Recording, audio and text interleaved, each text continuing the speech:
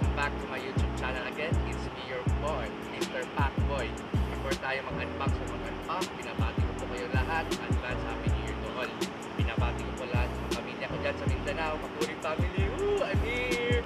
Lahat sa Pagalan family and Apollo family. I'm here, guys. And thank you for sharing my Facebook page and my YouTube channel to everyone, your friends.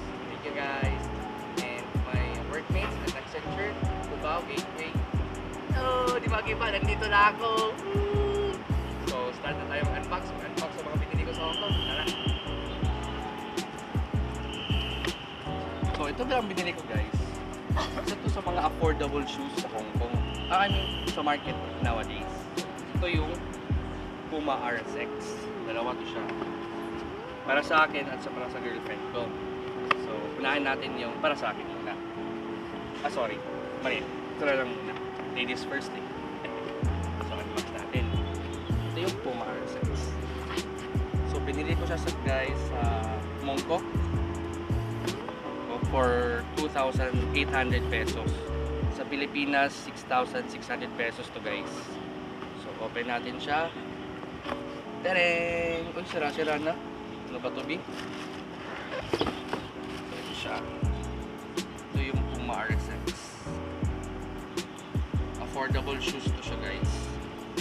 So makakabili ito pagpunta ka ng Hong Kong. Nandito din siya sa BGC. Kaso nga lang, laging out of stock. As you can see, sizing niya. Para siyang Gundam feels. Diba? Ang cute-cute niya. Bagay sa mga babae. May pull tab din siya dito para mabilis isukat. May on-feet review tayo nito guys. Magsusuot yung girlfriend ko na makikita niyo na kung sinong taga-video ko. So ito, ganda. So check natin yung insoles niya.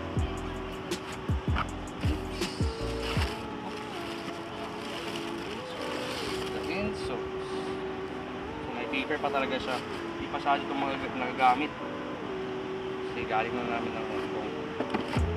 Ito yung insoles. Itsura ng insoles.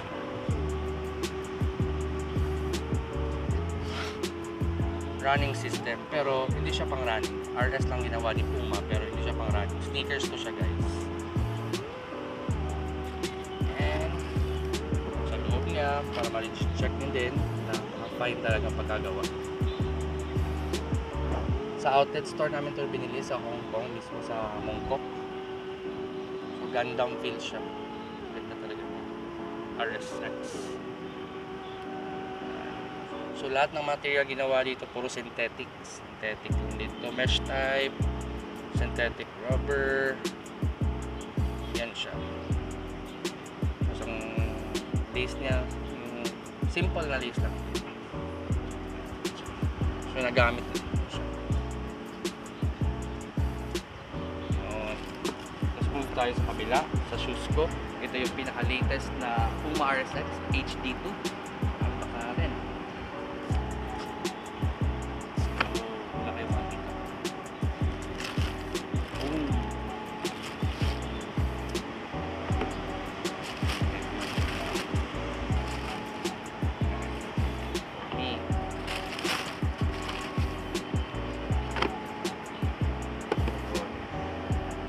Sorry, nakalimutan ko na sabihin na ito nagre-reflect pala to guys.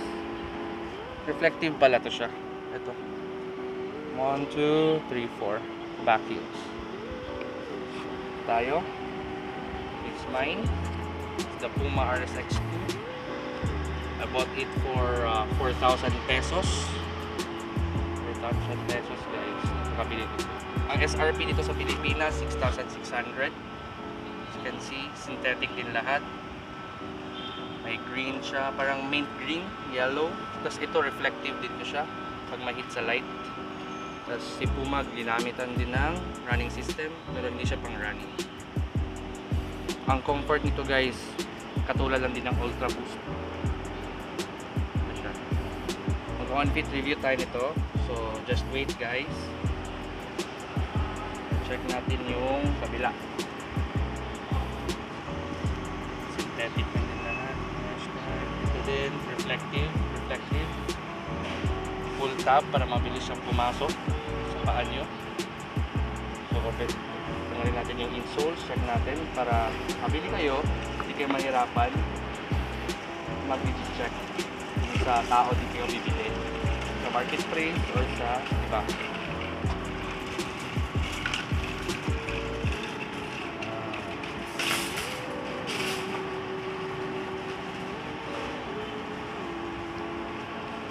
So tara, on-feet review na tayo. Let's go!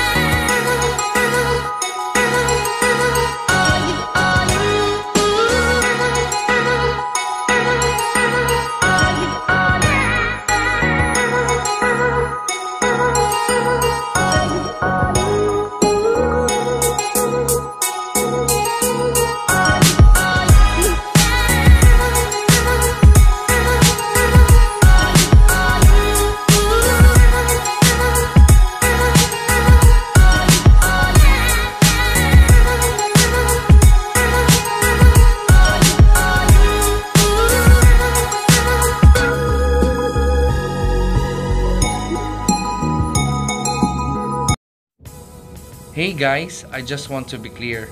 We both bought the pairs in Puma Mongkok Fayuan Street. It is just a few blocks or street away from the MTR. At the end of the video, I will provide you a picture so that you will not be lost because there are so many Puma outlet store in the sneaker street. And please comment down below also guys which is the best colorway for you. Is the RSX Toys or the RSX HD-2? And then sa hindi pa nakapag-subscribe, please do subscribe now.